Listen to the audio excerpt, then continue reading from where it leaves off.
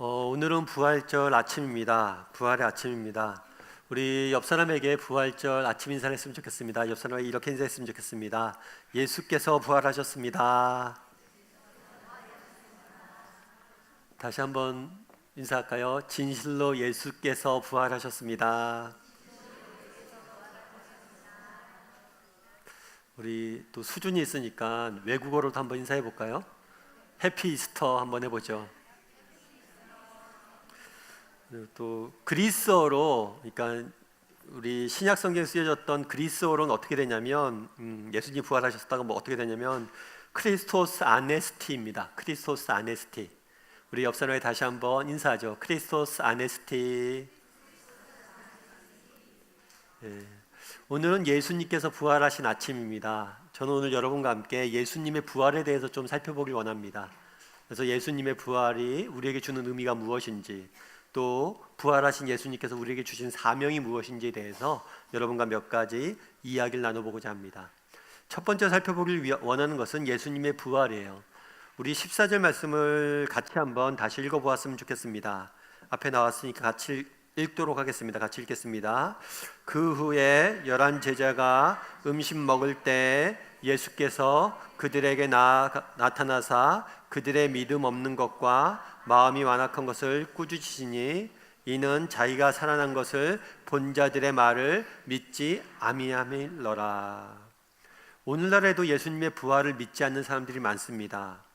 그런데 예수님이 부활하셨을 당시에도 믿지 않는 사람들이 많았던 것 같습니다. 특별히 제자들 중에서도 믿지 않는 사람들이 있어요. 예수님이 부활하셨다는 말을, 부활하신 예수님을 본 사람들의 말을, 이야기를 믿지 않고 끝까지 부정했던 사람들이 있습니다. 그런 사람들에게 나타나서 예수님께서 그들의 믿음 없으심을 꾸짖으시며 자신의 부활하신 몸을 보이셨어요. 세상 사람들은 죽으면 끝이라고 생각합니다. 죽음 이후에 무엇이 기다리는지 어떻게 아냐고, 가본 사람이 있냐고, 죽음은 끝이지 아무것도 없다라고 이야기를 합니다. 그렇다면 죽음 이후에 무엇이 우리를 기다리고 있을까요?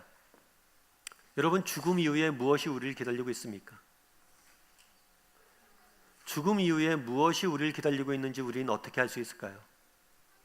그것은 보았기 때문이에요. 무엇을 보았습니까?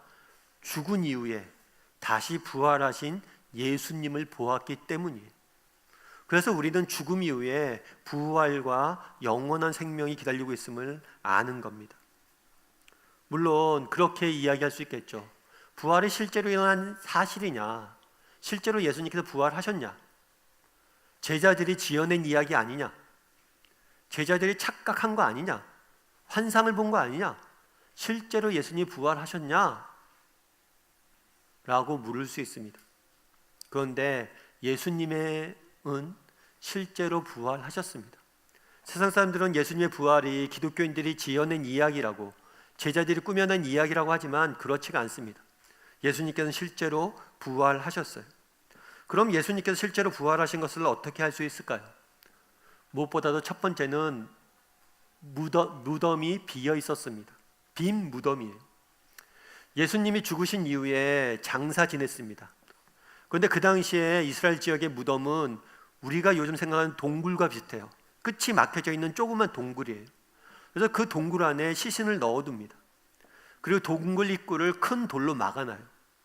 뿐만 아니라 예수님이 죽은 다음에 어떤 일이 있었냐면 로마의 군인들이 그 동굴을 지키고 있었어요.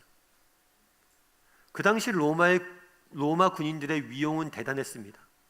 그래서 많은 역사가들이 역사를 연구하면서 인류 역사상 가장 위대하고 용맹했던 부대 중에 한 부대를 로마의 부대로 꼽아요. 그만큼 충성도가 높고 용맹했던 사람들이에요. 그런데 문제는 뭐냐면 예수님이 죽은 다음에 동굴 속에 예수님의 시신을 넣고 동굴을 막고 로마의 군인들이 지키고 있었음에도 불구하고 시신이 없어졌다는 거예요. 사람들은 예수님에 대한 이야기를 전설이나 신화로 생각합니다. 하지만 전설과 신화와 예수님의 부활 소식은 근본적인 차이가 있어요. 그건 뭐냐면 전설은 어떤 사건이 일어난 다음에 오랜 세월이 지나서 생겨나기 시작합니다. 예를 들면 그런 거죠. 너희 할아버지가 어떤 분이신지 아셨냐? 우리 할아버지 대단했어 라고 시작합니다. 그런데 이렇게 시작해야 되는 이유가 뭐냐면 할아버지를 본 사람이 없기 때문이에요. 전설은 특정 사건이 일어난 많은 시간이 지난 다음에 증인이 없을 때 생겨나게 되어 있습니다. 그런데 예수님의 부활 소식은 엊그저께 일어난 일이에요. 예수님이 죽은 지 3일 만에 부활 소식이 예루살렘에 퍼지기 시작했습니다.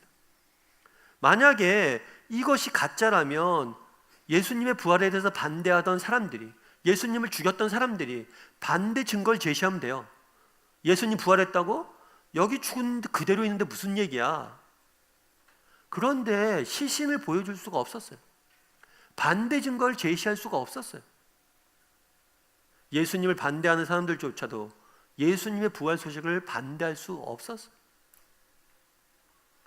예수님이 어떻게 부활하신 걸 알 수 있었습니까? 무덤이 비어 있었다는 거예요.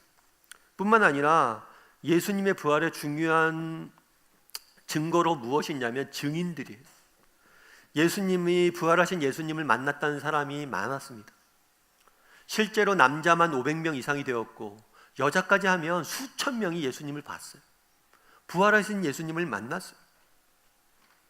여러분, 거짓말을 하기가 쉬울까요? 어려울까요? 거짓말하기 쉬울 수도 있어요. 막 지어내면 되니까. 막 지어내면 되죠.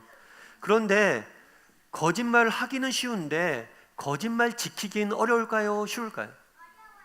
지키기는 어려워요.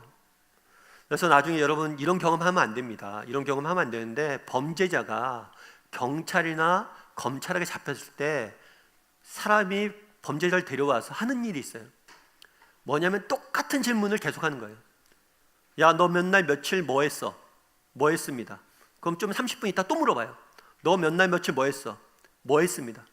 계속 똑같은 걸 물어보다 보면 거짓말은 반드시 틀린 점이 나타나요. 그래서 경찰이나 검찰이 신문할 때 별거 안 해요. 똑같은 사실을 물어요, 계속. 그런데 거짓말은 반드시 어긋나게 되어 있어요. 내가 만든 거짓말도 내가 지키기가 쉽지 않습니다. 그런데 500명이나 되는 사람들, 아니 수천 명이 본 이야기들, 그들이 이야기한 것은 한결같았어요. 어긋나지가 않았어요. 만약에 그들이 서로 다른 증언을 했다면 쉽게 거짓말인 것이 들통이 났고 예루살렘을 벗어나지도 못했을 거예요. 그 당시 로마의 군인들이, 유대 지도자들이 니네 거짓말한다고 그들을 잡아 고문하고 감금하고 그들을 협박했어요. 그럼에도 불구하고 그들은 똑같은 이야기를 했어요. 만약 그들이 진짜 지어낸 거짓말이라면 결코 그들의 이야기는 어긋날 수밖에 없어요. 그런데 어긋나지가 않아요. 뿐만 아니라 전설과 예수님의 부활 소식이 차이가 있어요. 전설은 시간이 흐를수록 이야기가 보태집니다. 왜냐하면 거짓말이기 때문에, 전설을 만들어낸 사람들이 거짓말이라고 생각하기 때문에 이야기를 계속 보태요. 그래서 처음엔 작은 전설로 시작되는 게 나중엔 굉장히 구체적으로 많은 것들이 드러납니다. 그런데 예수님의 부활 소식은 그렇지 않아요.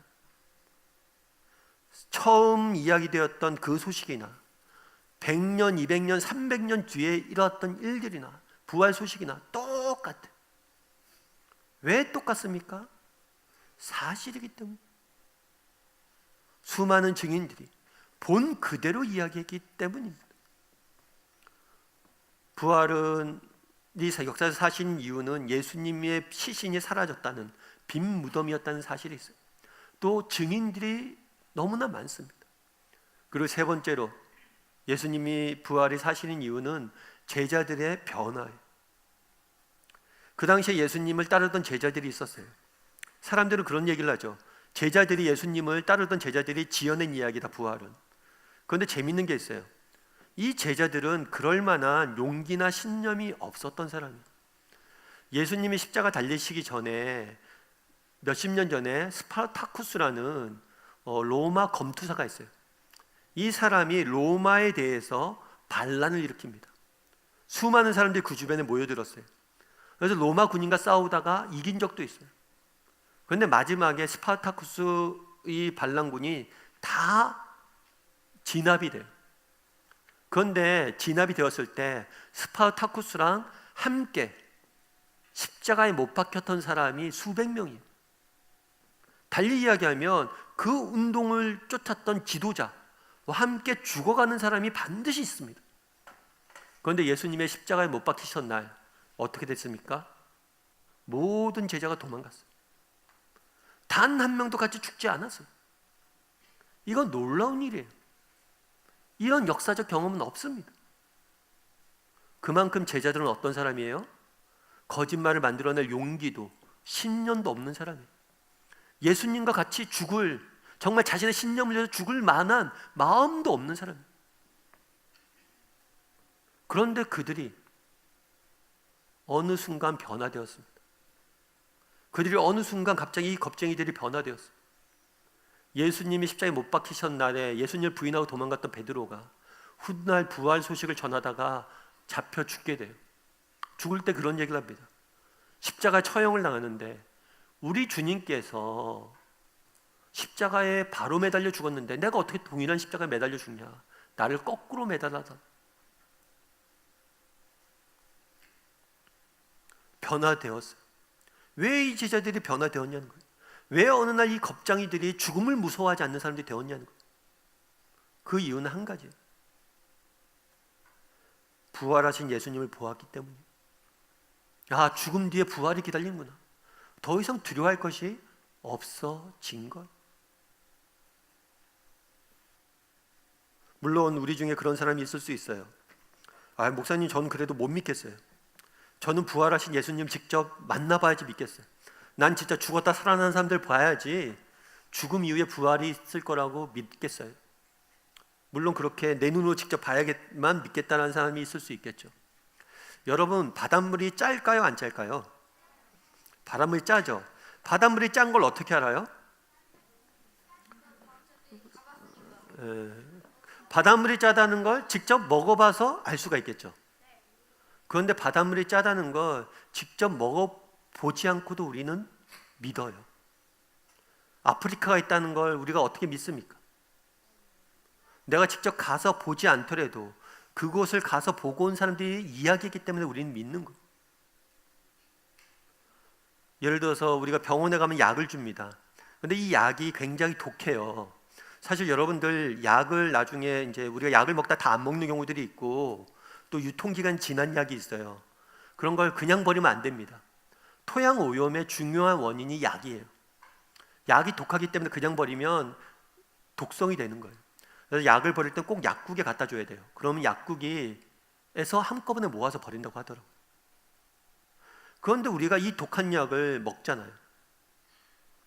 아니, 이 독한 약을 왜 먹어요? 내가 직접 현미경으로 내 몸에 있는 바이러스균을 봐서 아, 이런 병균이 있으니까 이 약을 먹어야지 하고 먹나요? 의사의 말을 믿고 신뢰하는 거예요. 내 눈으로 직접 봐야지만 믿겠다고 이야기하지만 인간은 정말 사람들을, 믿을 만한 사람들의 이야기를 듣고 믿고 신뢰하는 거예요. 예수님의 부활이 사실인 걸 어떻게 알 수 있습니까? 수천 명의 사람들이 직접 보았어요. 그리고 그들의 진술은 진실했어요. 그들은 사실이었어요. 그들의 말들은 거짓과 꾸밈이 없었어요. 정말 제자들이 자신들이 정말 꾸며낸 이야기라면 자신들에 대한 그 치부를 왜 적어 놓겠습니까? 자신들의 부족한 점들, 자신들의 잘못한 점도 다 적혀져 있어요. 그건 왜냐하면 사실이기 때문에. 우리는 어떻게 예수님 부활하신 걸 알 수 있습니까? 빈 무덤을 통해서, 예수님 만난 사람들의 증언을 통해서, 그리고 그 삶 가운데 일어났던 제자들의 변화를 통해서 그들의 삶이 진실임을 우리는 알게 됩니다. 그런 부활이 우리에게 주는 의미는 뭘까요? 우리 고린도전서 15장 20절 말씀을 같이 한번 읽어봤으면 좋겠습니다. 같이 읽겠습니다. 그러나 이제 그리스도께서 죽은 자 가운데서 다시 살아나사 잠자던 자들의 첫 열매가 되셨도다.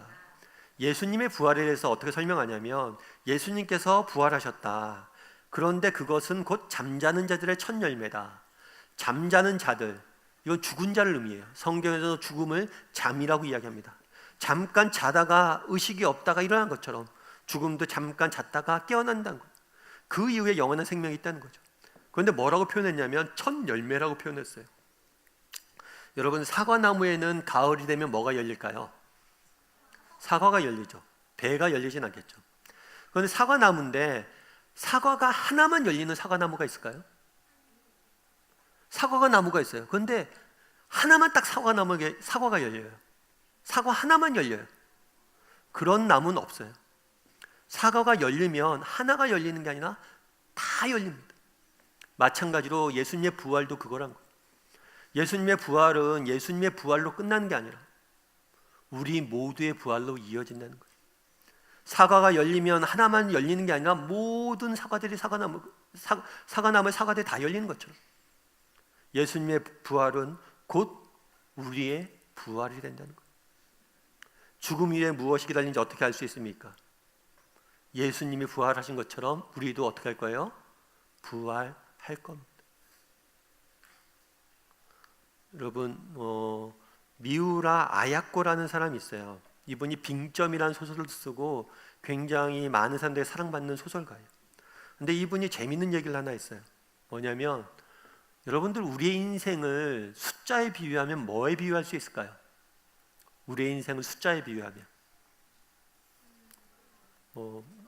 이런 저런 수에 비유할 수 있겠죠.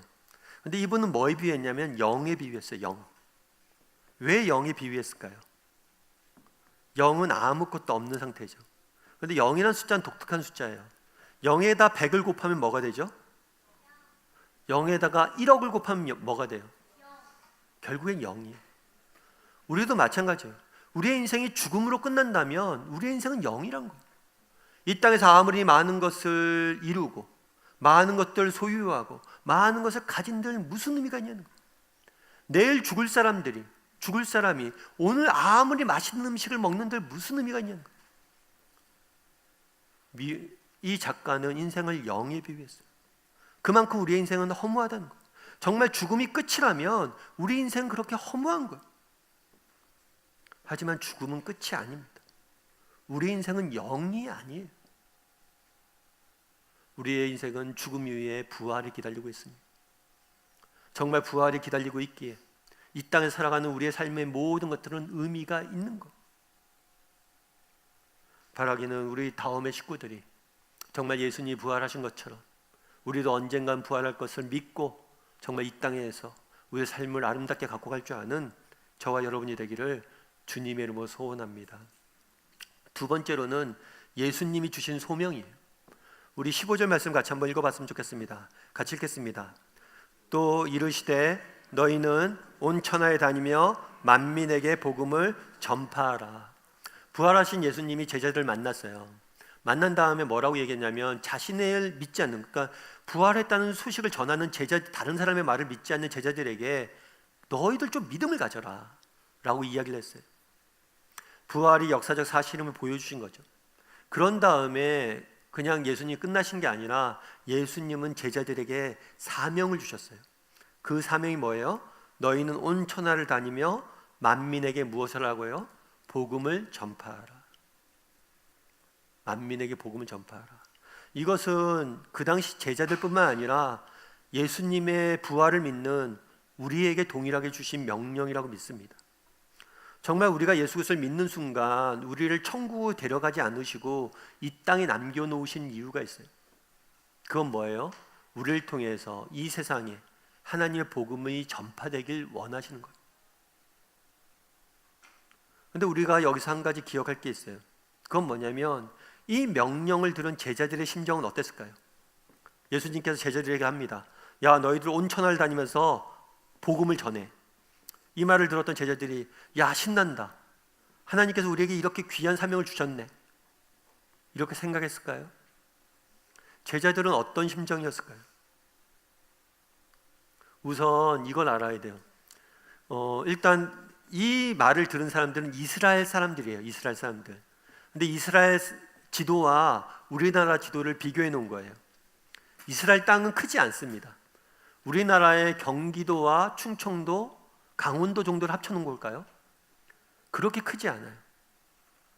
지극히 작은 나라죠. 게다가 이 나라는 예수님이 당시에 400년 동안 나라를 잃었어요. 400년 동안 타 민족이 지배를 받았습니다. 우리나라도 40년 동안 일제히 지배를 받았어요. 그 당시에 일본이 우리나라의 민족의 정체성을 없애기 위해서 글을 없애고 얼마나 많은 노력을 했습니까? 400년 동안 그 상태였다면 이미 이스라엘 민족은 정체성마저 사라졌어요. 식민지에 저 조그만 땅에 제자들은 대부분 사회적으로 굉장히 소외된 사람이에요. 달리 이야기하면 뛰어난 학벌이나 집안이나 재능이 없는 사람들이었어요. 이 사람들은 나중에 여러분들 성경을 읽다 보면 그런 얘기가 나옵니다. 갈릴리 바다에서 예수님께서 배를 타고 가시다가 풍랑을 잠잠케 하셨다. 그런데 이 갈릴리 바다는 사실은 바다가 아니에요. 호수예요, 호수. 꽤 큰 호수예요. 그런데 왜 이 사람들은 바다라고 불렀을까요? 바다를 본 적이 없기 때문이에요. 달리 이야기하면 갈릴리 호수에만 평생, 호수에서 고기 잡으면서 평생 살았던 사람이에요. 진짜 바다를 본 적도 없는 사람이에요. 그런 사람들에게 뭐라고 이야기합니까? 너희가 온 천하를 다니면서 복음을 전해라.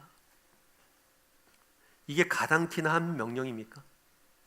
객관적으로 봤을 때 이들이 감당할 수 있는 명령이 아니에요. 사람들이 웃었겠죠.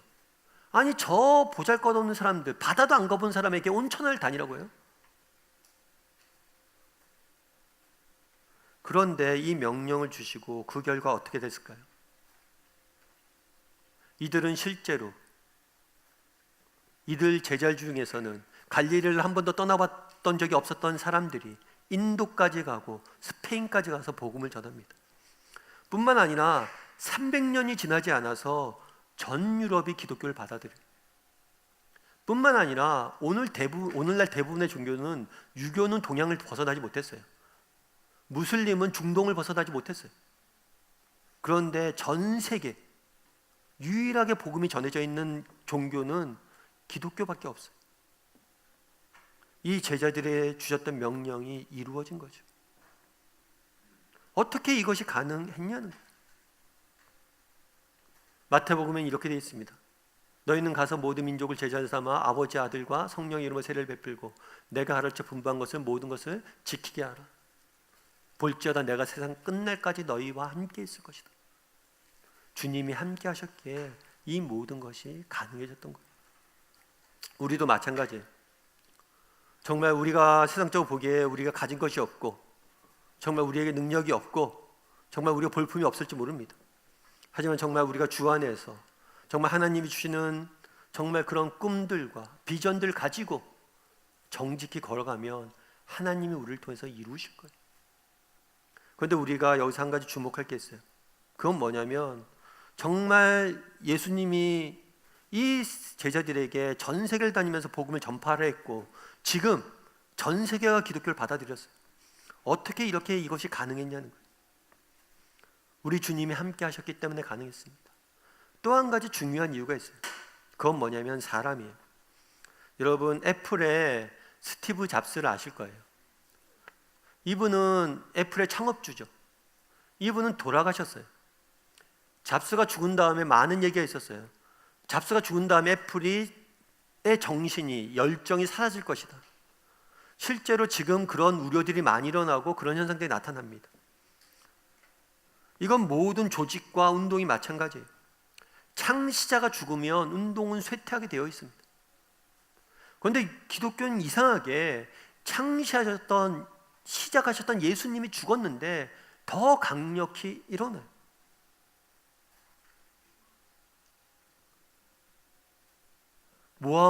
무슬림을 만들었던 모하메드는 62세에 살았습니다.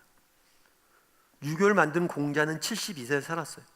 불교를 만든 부처는 80세에 살았어요. 그런데 예수님은 33세밖에 안 사셨어요. 너무나 짧은 인생을 이 땅에 사셨어요. 그런데 어떻게 그가 이렇게 많은 영향력을 미치게 됐냐는 거예요. 그것은 예수님이 선택하셨던 방법 때문이에요. 그 방법은 뭐냐면 사람이 예수님이 3년 동안 이 땅에서 보내신 사역들을 쭉 둘러보면 예수님은 건물을 남기지도 않았어요. 조직을 남기지도 않았어요. 그 흔한 책 한 권 쓰지 않았어요. 3년 동안 하신 일이 무엇입니까?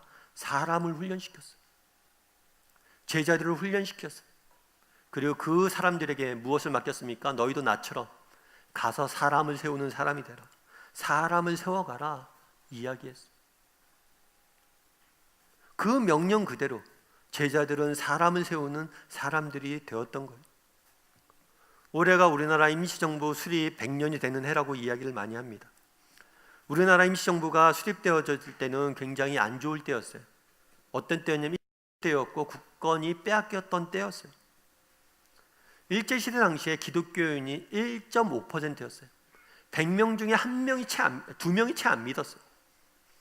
그런데 3.1운동 때 민족 대표 33명 중에서 16명, 50% 이상이, 과반수 이상이 기독교인이었어요. 우리가 잘 알고 있는 유관순 열사, 17살 그 어린 나이에 일제 항거에서 독립운동을 이끌었던 유관순 열사도 기독교인이었어요. 유관순 여사가 어떻게 기독교인이 되었냐면 그 당시 미국 선교사들이 많이 왔어요. 그 선교사 중에 한 분이 사에리시라는 선교사가 있었어요.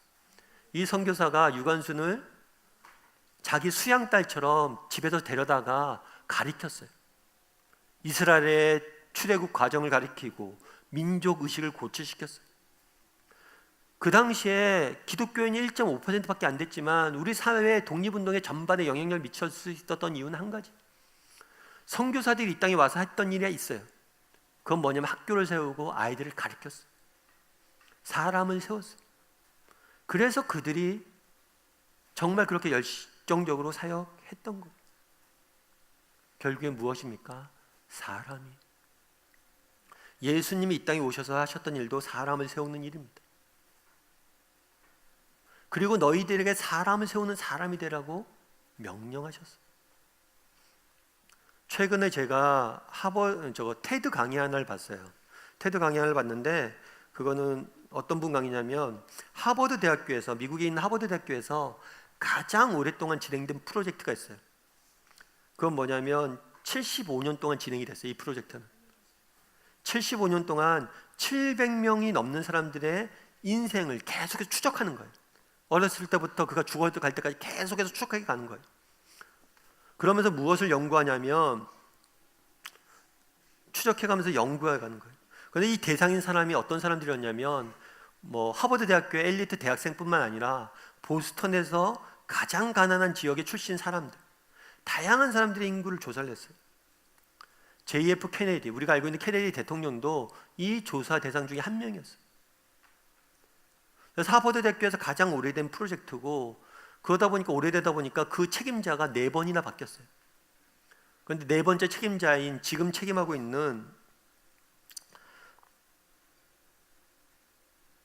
책임자가 로버트 윌딩거가 그런 얘기를 했어요. 지난 75년 동안 우리가 이것들 연구해서 내린 결론을 적어놨어요. 어떻게 결론 내렸냐면 75년 동안 700여 명의 인생을 추적 연구한 결과 진정한 행복은 부와 명성, 높은 성취에서 오는 것이 아님을 발견했습니다. 진정한 행복은 좋은 관계에서 얻어지는 것을 발견했습니다. 특별히 많은 사람들이 아니라 한두 사람이라도 진실한 관계를 맺고 있는 사람들은 그 삶의 행복이 떠나지 않았습니다.